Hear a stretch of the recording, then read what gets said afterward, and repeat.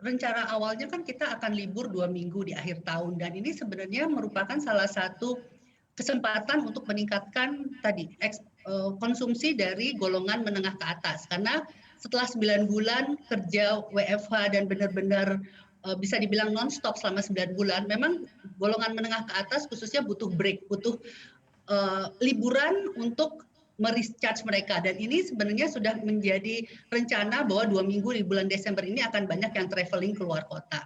Namun ada rencana bahwa liburan ini akan diperpendek atau bahkan tidak ada sama sekali. Kita tahu banyak beredar SKB 3 menteri yang sudah ditandatangani tapi belum ada tanggalnya, dan itu menyebabkan kemungkinan rencana traveling ini akan ditunda. Padahal sebenarnya kalau traveling ini benar kejadian dan protokol kesehatan tetap dapat dilaksanakan secara ketat, maka ini akan meningkatkan perekonomian di daerah tujuan wisata. Karena setiap orang yang berwisata atau pergi ke suatu tempat, dia akan pasti ada konsumsi makanan dan juga ada konsumsi untuk hotelnya atau akomodasinya.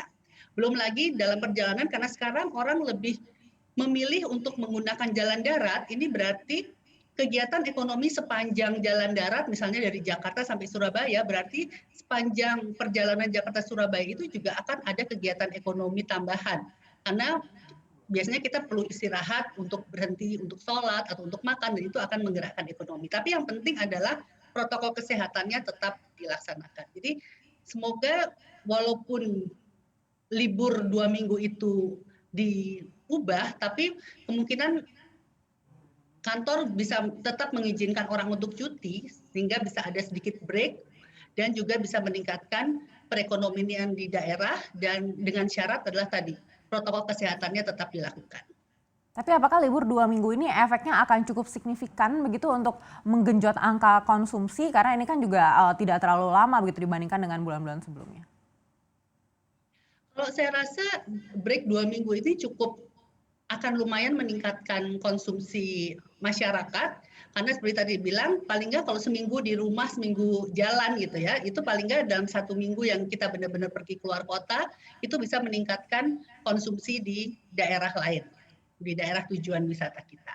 Walaupun mungkin tidak serta-merta balik lagi ke tingkat sebelum COVID ya, tapi at least bisa meningkatkan pergerakan atau kegiatan ekonomi di Indonesia.